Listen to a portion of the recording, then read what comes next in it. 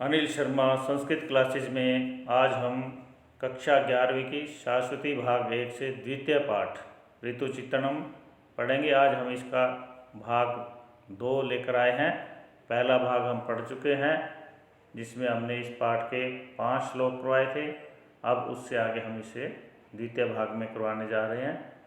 तो आइए पढ़ते हैं। तो द्वितीय पाठ ऋतु चित्रणम पाठ के बारे में हमने आपको पहले भाग में बताया था। ये पाठ महर्षि वाल्मीकि कृत रामायण से लिया गया है और इस पाठ में श्री रामचंद्र जी लक्ष्मण को ऋतुओं के बारे में बताते हैं, उनका वर्णन करते हैं।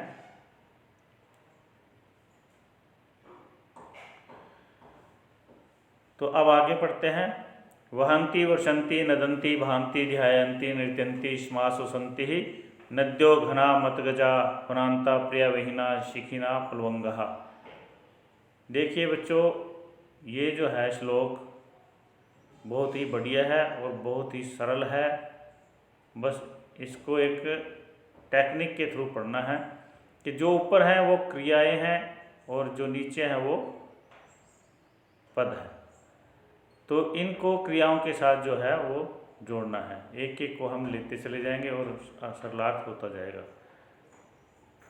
अनुप्रास अलंकार है, बहुत ही सुंदर उदाहरण है अनुप्रास अलंकार का। वहंती बहती हैं, वर्षंती वर्षा करते हैं, नदंती मतलब चिंघाड़ते हैं, भांति सुशोभित होते हैं, ध्यायन्ती ध्यान में लगे हुए हैं, नृत्यन्ती नृत्य करते हैं, श्मासु सन्ति जो एक दूसरे पर विश्वास करते हैं। तो नद्यो नदियाँ, घना मतलब बादल, मतगजा मत वाले हाथी, वनांता जो वन प्रदेश है, प्रिया विहीना जो प्रिय से विहीन है, शिखिना मोर और प्लवंगा वानर। तो आइए देखते हैं इसको। नद्यो वहंती, एक नीचे से शब्द उठाना है, एक ऊपर से। तो नद्यो नदियाँ जो हैं वहंती बहती हैं, घना वर्षंती ही बादल क्या करते हैं वर्षा करते हैं, मतगजा नदंती मत वाले हाथी, नदंती मतलब चिंघाड़ते हैं, मस्त होकर चिंघाड़ते हैं, वनांता भांति और वन प्रदेश जो है वो सुशोभित हो रहे हैं। अर्थात ये जो वसंत ऋतु का समय था तो इसमें क्या था, सारे और जो पेड़ पौधे हैं वो नवीन पत्तों से और फल फूलों से लदे हुए हैं। तो वन प्रदेश जो है वो सुशोभित हो रहे हैं। प्रिय विहीना ध्यायन्ती, और जो प्रिय से विहीन व्यक्ति हैं वो उनके ध्यान में मगन बैठे हैं, उनका ध्यान कर रहे हैं। शिखिना नृत्यन्ती, मोर क्या कर रहे हैं नाचते हैं। प्लवंगा श्मासु सन्ति, और जो प्लवंगा है जो वानर है वो एक दूसरे पर विश्वास कर रहे हैं। तो ये इसका सरलार्थ है। नद्यो वहंती नदियाँ बहती हैं, घना वर्षंती बादल वर्षा करते हैं, मतगजा नदंती मत वाले हाथी मदमस्त होकर चिंघाड़ते हैं, वनांता भांति और वन प्रदेश जो है वो सुशोभित हो रहे हैं। प्रिया विहीना ध्यायन्ती, प्रिय विहीन जो है जो प्रिय से विहीन है, प्रेमिकाओं से विहीन है, वो उनके ध्यान में मगन हो रहे हैं। शिखिना नृत्यन्ती, और मोर क्या है नाच रहे हैं। प्लवंगा श्मासु सन्ति, और जो वानर है वो एक दूसरे पर विश्वास कर रहे हैं। जलम प्रसन्नम कुसुम प्रहासम क्रौंच स्वनम शालिवनम विपक्वम मृदुश्च वायु विमृश्च चंद्रः शशन्ति वर्ष व्यपनीत कालम। जलम प्रसन्नम कुसुम प्रहासम, जो कुसुम प्रहासम खिले हुए फूलों से स्वच्छ जल, खिले हुए फूलों से युक्त स्वच्छ जल। क्रौंच स्वनम, क्रौंच पक्षी की आवाज़। देखिए यहाँ पर बहुत सी चीज़ें ऐसी बताई गई हैं जो वर्षा के बीतने के काल को बता रही हैं, सुशोभित कर रही हैं। जल प्रसन्न, अर्थात जल कैसा हो गया है स्वच्छ हो गया है। कुसुम प्रहासम, फूल कैसे हुए खिले हुए हैं। क्रौंच स्वनम, क्रौंच पक्षी की आवाज़। शालिवनम विपक्वम, और जो धान के खेत हैं वो कैसे हैं पके, विपक्वम पके हुए धान के खेत। मृदुच्च वायु, और वायु कैसी है मधुर हो गई है। विमलश्च चंद्रः, और चंद्रमा स्वच्छ हो गया है। ये क्या है? ये सभी वर्ष व्यापनीत कालम, वर्षा के बीतने के समय को, के बाद के समय को संस्तुति सुशोभित कर रहे हैं। अर्थात इनके द्वारा वर्षा के बीतने का जो समय है, उसके बाद जो समय आता है वर्षा के बीतने के बाद, उसको ये सुशोभित कर रहे हैं। स्वच्छ जल भी सुशोभित कर रहा है, खिले हुए फूल, क्रौंच पक्षी की आवाज़, पके हुए धान के खेत, मधुर वायु, स्वच्छ चंद्रमा, ये सब के सब हैं वर्षा व्यापनीत कालम। तो वर्षा के बीतने के बाद के समय को सुशोभित कर रहे हैं। लोकम सुवृष्ट्या परितोषित्वा नदीस्तटकानि च पूरित्वा निष्पन्न सस्यां वसुधां च कृत्वा त्यक्त्वा नभस्तोय धरा प्रयातः। लोकम सुवृष्ट्या परितोषित्वा, लोकम संसार को, सुवृष्ट्या अच्छी बारिश से, परितोषित्वा संतुष्ट करके, इस संसार को, इस लोक को सुवृष्ट्या अच्छी बारिश से, परितोषित्वा संतुष्ट करके, नदीस्तटकानि च पूरित्वा और नदियों और तालाबों को जल से पूरी तरह भर के, पूरित्वा मतलब भर के, निष्पन्न सस्याम वसुधाम, और वसुधाम धरती को धान से जो है भरपूर करके, फसलों से, अनाज से पूर्ण करके, कृत्वा मतलब करके, त्यक्त्वा नभा स्तोय धरा प्रयाति, त्यक्त्वा त्याग कर, नभा मतलब आकाश को, आकाश को त्याग कर, तोय धरा प्रयाति, ये जो बादल है वो जा रहे हैं। क्या है? एक बार फिर देखिए, लोकम सुवृष्ट्या परितोषित्वा, इस संसार को सुवृष्ट्या अच्छी बारिश से संतुष्ट करके, नदी तटकानि च पूरित्वा, नदियों और तटकानि मतलब तालाबों को, नदियों और तालाबों को पूरित्वा अपने जल से पूरी तरह भर के, निष्पन्न सस्याम वसुधाम और धरती को अनाज आदि फसलों से पूर्ण करके, त्यक्त्वा नभस त्वय धरा प्रयाता, ये जो बादल हैं त्वय धरा नभस त्यक्त्वा आकाश को त्याग करके प्रयाता जा रहे हैं।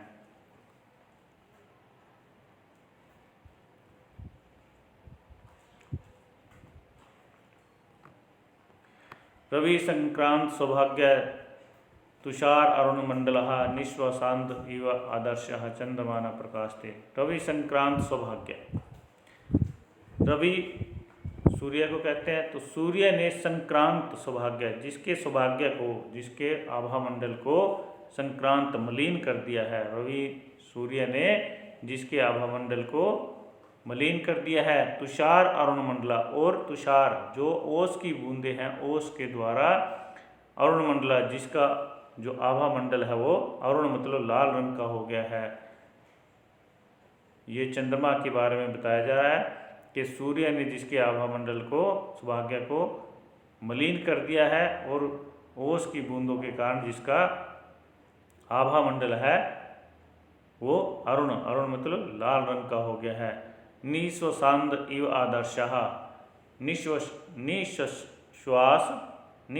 अंध, निश्वास अंध मतलब जिसको श्वास से धूमिल कर दिया गया है, इव आदर्श, इस प्रकार के आदर्श मतलब दर्पण, शीशे को जिसको हम कहते हैं, तो श्वास से धूमिल हुए दर्पण के जैसे चंद्रमा न प्रकाशते, ये जो चंद्रमा है ये प्रकाशित नहीं हो रहा है। अर्थात जैसे कोई शीशा है, दर्पण है, जिसमें हम अपना चेहरा देखते हैं, जिसको आईना भी कहते हैं, उस पर अगर हम अपनी श्वास छोड़ते हैं तो वहाँ पर वो जो जल के कण है वो उसको धूमिल कर देते हैं, जिससे हमारी शक्ल जो है वो उसमें साफ दिखाई नहीं देती, धुंधली दिखाई देती है।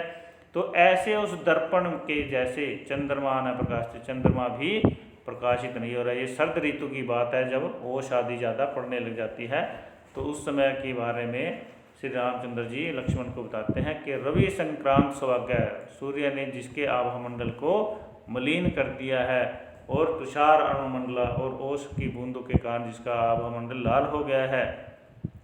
निश्वास अंध इव आदर्शः, श्वास के द्वारा धूमिल किए गए दर्पण के जैसे चंद्रमा है प्रकाशित, चंद्रमा है वो प्रकाशित नहीं हो रहा है। वाष्प सच्छन सलीला ऋतुविज्ञेय सारसा हिमाद्र बालुका तीरे सरितो भांति सांप्रतम।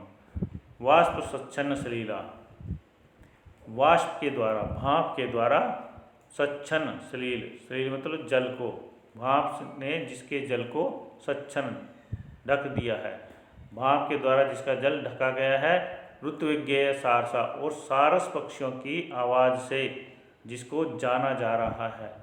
अर्थात कोई नदी है, उसके जल को भाप ने ढक दिया है और उसके पास जो सारस पक्षी हैं उनकी आवाज़ से उसका पता लगाया जा रहा है। और क्या है, हिमाद्र बालुका तीरे, हिम ठंडी और आर्द्र मतलब गीली, ठंडी और गीली बालुका, बालू मतलब रेत, ठंडी और गीली रेत के किनारों से सरिता, ये जो नदी है ये सांप्रतम मतलब अब ये नदी जो है अब भांति मतलब पहचानी जा रही है, प्रतीत हो रही है कि यहाँ पर नदी है।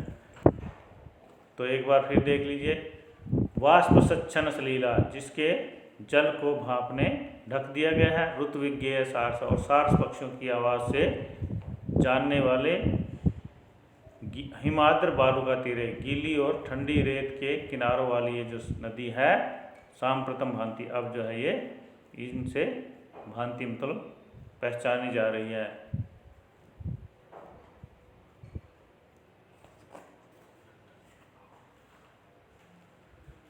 हंसो यथा राजपंजरस्त, सिंहो यथा मंदर कंद्रस्त, वीरो यथा गर्वित कुंजरस्त, चंद्रो अपि बब्राज तथा अम्बरस्त। हंसो यथा राजत पंजरत, हंस यथा, यथा मतलब जैसे, जैसे हंस जो है वो राजत पंजरस्त, राजत मतलब चांदी के, पंजरस्त पिंजरे में, हंस जो है जैसे चांदी के पिंजरे में सुशोभित होता है। सिंहो यथा, और जैसे शेर मंदर कंद्रस्त, मंदराचल पर्वत की गुफा में सुशोभित होता है। मंदर मतलब मंदराचल, कंद्रस्त गुफा, तो मंदराचल पर्वत की गुफा में जैसे शेर सुशोभित होता है। वीरो यथा गर्वित कुंजरत, और जो वीर पुरुष है वो जो है गर्वित कुंजरत, गर्व से भरे हुए मदमस्त हाथी के ऊपर सवार होकर सुशोभित होता है। तथा वैसे ही अम्बरस्त, आकाश में चंद्रोपि बब्राज, चंद्रमा भी सुशोभित हो रहा है। क्या कहा है, एक बार फिर देख लीजिए। हंसो यथा राजत पंजरस्त, हंस जैसे चांदी के पिंजरे में सुशोभित होता है। सिंहो यथा मंदर कंद्रस्त, सिंह जैसे मंदराचल पर्वत की गुफा में सुशोभित होता है। वीरो यथा, और जैसे वीर गर्वित कुंजरस्त, गर्व से भरे हुए मदमस्त हाथी के ऊपर सवार होकर सुशोभित होता है। चंद्रोपि, चंद्रमा भी वैसे ही अम्बरस्त, आकाश में सुशोभित हो रहा है। तो प्यारे बच्चों, ये था आपका पाठ द्वितीय ऋतुचित्रणम। आशा है आपको अच्छा लगा होगा, तो इसे लाइक, शेयर और सब्सक्राइब जरूर कीजिए। धन्यवाद।